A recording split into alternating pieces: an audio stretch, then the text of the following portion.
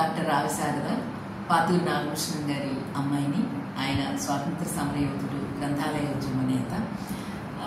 ఆయన ఏర్పాటు చేసినటువంటి ఆంధ్రప్రదేశ్ గ్రంథాలయ సంఘానికి ప్రస్తుతం నేను కార్యదర్శిగా ఉన్నాను. అలాగే సంఘ పక్షాన గ్రంథాలయ శాస్త్ర శిక్షణా తరగతులు నడుపుతున్నాం. Certificate course in library science 5 నెలల పాటు ఉంటుంది. 1966 నుంచి ఈ కోర్సుని నిర్వహిస్తున్నాం. అలాగే గ్రంథాలయ సంఘ పక్షాన సర్వోత్తమ గ్రంథాలయం ఒకదాన్ని నిర్వహిస్తున్నాం. ఈ గ్రంథాలయం 365 రోజులు పనిచేస్తుంది. పని దినాల్లో ఉదయం 8 నుంచి రాత్రి 8 గంటల వరకు, శని ఆది సెలవు రోజుల్లో, పండుగ సెలవులప్పుడు మాత్రం 9 నుంచి 5 గంటల వరకు ఉంటుంది. ఈ లైబ్రరీ 365 రోజులు పనిచేస్తుంది. మన జాతీయ గ్రంథాలయం కూడా ఒక నేషనల్ హాలిడేస్ 3 రోజులు క్లోజ్ చేస్తారు, కానీ మనం అప్పుడు కూడా లైబ్రరీ తెరిచే ఉంటుంది. మా ముఖ్య ఉద్దేశం రీడింగ్ హ్యాబిట్ పెంచడం, ముఖ్యంగా పిల్లలు మీరందరూ పుస్తకాలు చదవటం అలవాటు చేసుకోండి. చదవటం అంటే తెలుగు చదువుతున్నాం, ఇంగ్లీషు, ఫిజిక్స్, అదో ఇదో అనొద్దు.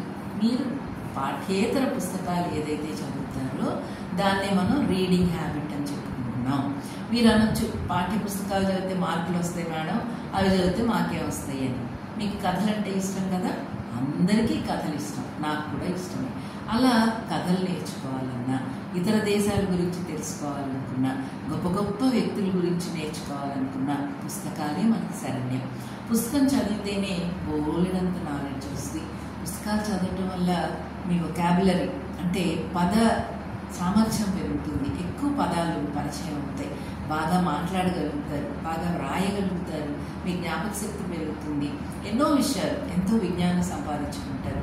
అంతేకాదు, పిల్లలు మీకు కాశ్మీర్ చూడాలనుకోండి, కాశ్మీర్ మీద ఒక పుస్తకం ఉందనుకోండి, అది తీసుకు చదివారంటే కాశ్మీర్ చూసినట్టుగానే మనం ఫీల్ అవుతాం. అందువల్ల పుస్తకం చదవడం అనేది చాలా చాలా చాలా మంచి అలవాటు.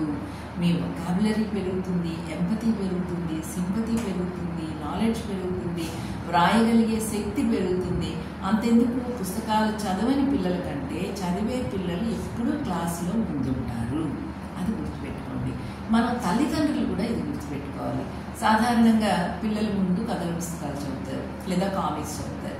తల్లిదండ్రులు ఏం చేస్తారంటే, ఒరే గతవా నువ్వు కథ చదువుతున్నావా, కామిక్స్ చదువుతున్నావా, పోయి సైన్స్ చదువు, ఇంకోటి చదువు అంటాం. అంతేగాని ఇది చదవటం వల్ల వాడు ఎంత ఎదుగుతాడు అనేది మనకు తెలియదు. కథలు జీవితంలో మార్గదర్శకాలు. మనందరికీ తెలుసు, పంచతంత్ర కథలను చెప్పుకుంటాం. మిత్రలాభం, మిత్రభేదం, సంధి, విగ్రహం, ఎట్సెట్రా ఎట్సెట్రా. అందులో ఒక రాజుగారు బెంగపడి తన కొడుకులు అసమర్థులుగా తయారయ్యారు, రేపు వీళ్ళు రాజ్యం ఎలా వెళ్తారు అనుకున్నప్పుడు విష్ణుశర్మ అనే ఆయన వాళ్ళకి చక్కటి కథలు చెప్పి గొప్ప వ్యక్తులుగా తీర్చిదిద్దాడు. కథ అంత శక్తివంతమైంది. ఒకప్పుడు అమ్మమ్మలు, నాయనమ్మలు పక్కలో పడుకుని కథలు చెప్పేవారు. ఇవాళ న్యూక్లియర్ ఫ్యామిలీస్లో మనకు అవకాశం తగ్గిపోయింది. దీనిని పుస్తకాలు చదివించండి, మీరు చదవండి, పిల్లలతో చదివించండి, దగ్గరలో ఉన్న లైబ్రరీకి తీసుకెళ్ళండి. ఇక్కడ పేరెంట్స్ అందరూ లంక హై స్కూల్ పిల్లలే కనుక పటమట లంక మెయిన్ రోడ్డు మీద ఈనాడు ఆపోజిట్, ఒకప్పటి ఈనాడు ఉండేది, లేదా వెస్ట్ సైడ్ లోపల ఒక మంచి గ్రంథాలయం ఉంది. అక్కడ 63,000 పైచిలుకు పుస్తకాలు ఉన్నాయి. ప్రత్యేకం పిల్లలకే 10,000 కంటే ఎక్కువ పుస్తకాలు ఉన్నాయి. మీరు వచ్చి చదువుకోవచ్చు. లేదా ఇళ్లకు పుస్తకాలు తీసుకెళ్ళాలి అంటే పిల్లలకి 100 రూపాయలు మాత్రమే డిపాజిట్, అది లైఫ్ టైం, మీరేం మళ్ళీ అక్కర్లేదు. అట్లాగే పెద్దవాళ్ళకైతే 300 రూపాయలు. మీరు ఇంటికి పుస్తకాలు తీసుకెళ్ళి ఓ 15 రోజుల తర్వాత మళ్ళీ ఇవ్వచ్చు. ఇలా పెద్దవాళ్ళని చదువుతూ పిల్లల్ని చదివించాలి. మనం తెలుసుకోవాల్సింది ఏంటంటే, పిల్లలు మనని అనుకరిస్తారు కానీ మన మాట వినరు. చాలామంది అంటారు నా మాట వింటలేదు అని. దానికి రీజన్ ఏంటయ్యా అంటే, మనం చదవట్లేదు. మనం చదివితే వాళ్ళు చదువుతారు, మనం టీవీ చూస్తే వాళ్ళు చూస్తారు, మనం ఫోన్ పట్టుకుంటే వాళ్ళు అంతే చేస్తారు. అందువల్ల వాళ్ళని మార్గదర్శకులుగా మనం ఉండాలంటే ముందు మనం చదువుదాం, చదివిద్దాం. Read a book, buy a book, donate a book, gift a book. Thank you.